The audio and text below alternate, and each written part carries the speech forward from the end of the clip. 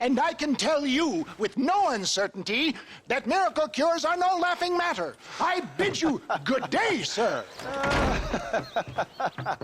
Oh, Mr. Marston, good to see you. How have you been keeping? I'm well, Mr. Mr. West Dickens. Nigel West Dickens of Eastcheap, London, New Waverly, New York, and Armadillo, New Austin. At your service. At my service. At everyone's service. At the service of science, of knowledge, of life. How are your wounds? Much, much better. But then they would be. Would be... I know a cure for all ailments, Mr. Marston. Ah, I'm sure you do. And I'm sure for just $2 an ounce, I could live forever. Oh, but for you, sir, I'd do a bulk discount rate of $1.95 an ounce, as long as you buy 100 ounces or more. That's a lot of immortality. Give it up, old man. That's Mr. West Dickens to you, boy. Give it up, old man. Listen, Marston, I'm broke, but this stuff is good. It works. I need a healthy young man like you. Come along, let's ride over to my newest customer at Ridgewood, and I'll explain while we go. Okay. To Ridgewood Farm, the sick and needy await us. Oh, the life of a wandering saver of souls.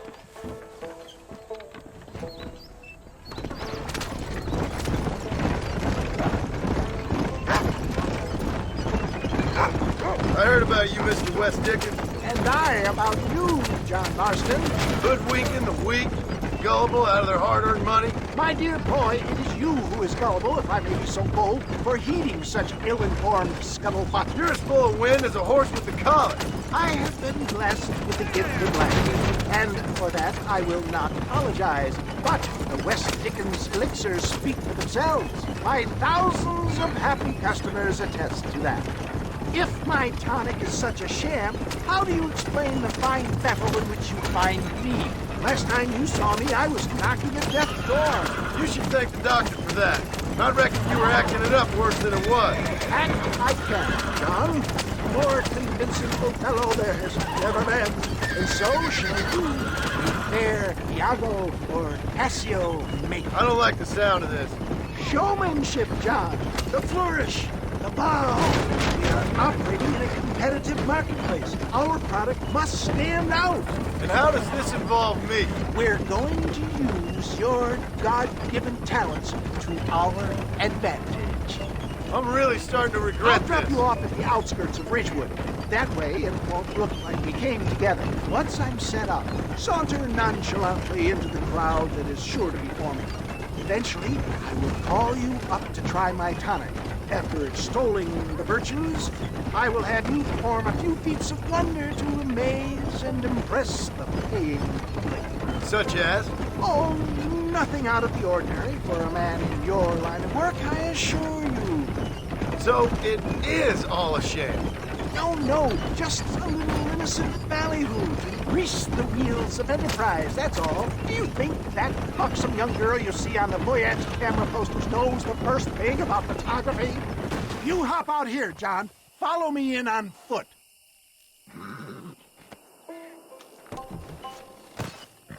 I'll see you there. Be ready to enchant the crowd.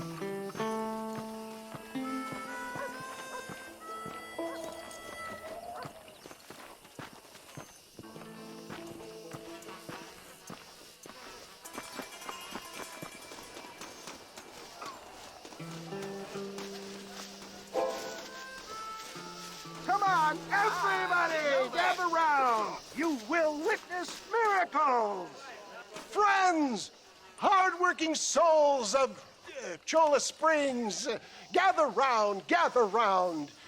Do you suffer from rheumatism, lumbago, acute chronic sciatic, neurologic, or inflammatory pain?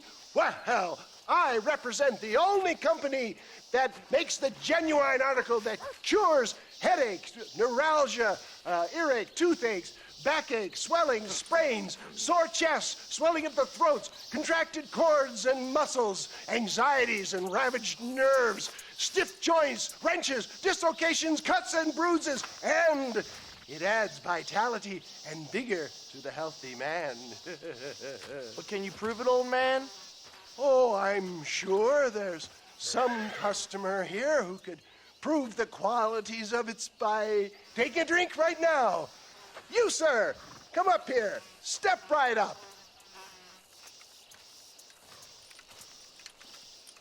That's the spirit.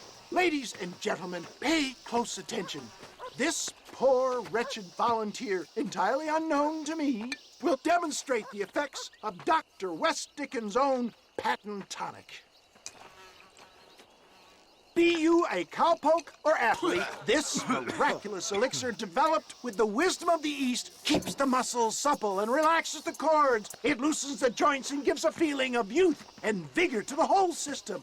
Not possible, I hear you say. Well, doubt no longer. Faith can move mountains, but I ask not for faith. I am a man of science, and today science will be vindicated. Your eyesight is greatly improved. Is that not so, friend? If you say so. That's right, it is. You heard him. What a good sport you are, sir. Now, gaze over yonder at that porch. If you squint, you may just be able to make out the skull that's hanging there. Go ahead, friend. Shoot that skull and demonstrate the miraculous eyesight you now possess.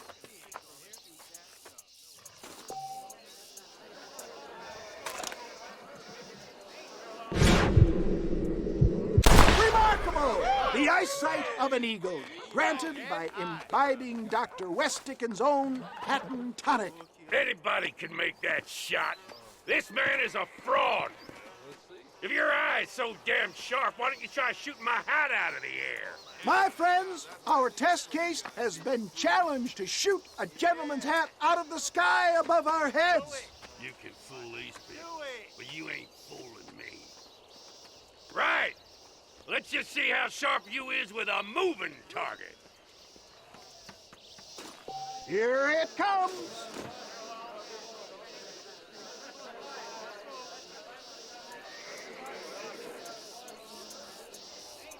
Draw your gun, my friend. You're more crooked than a snake in a... Have you ever seen such an eye? Behold the power of the elixir, plucked out of the sky. Hey! Hey! What? You think you can put a hole in a man's hat and just walk away, do you? Hey, it don't work like that around here, mister. Come on! Are you a man or not? A challenge of battle has been offered to our volunteer. Look at him. The tonic is coursing through his veins. He is merely toying with you, ladies and gentlemen. After I win, I think you like a girl. I've had about enough of you. Say goodnight, friend. There it is, skeptics and dissenters, irrefutable proof. Do not let this opportunity pass you by. Look, he's over there. Go get him. This ends now. Watch out, he's got a gun. Who the hell do you think you are? You ain't leaving here alive.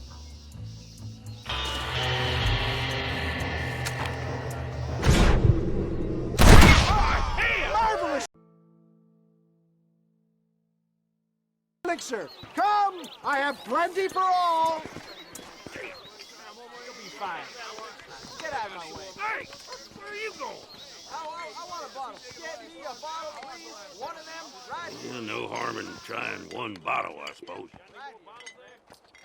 Well, I think that went kind of well, don't you? I'm just glad that my normal job involves either chasing after cattle or murderers. Not the likes of you, mister. Don't be like that. Now, if you'll excuse me, I'd like to say my goodbyes, head on back to the real world. Wait, sir. I've been thinking about your predicament, and I think I may have an idea. I've been thinking I could be your cunning Odysseus. Beware of the Greeks burying gifts, sir.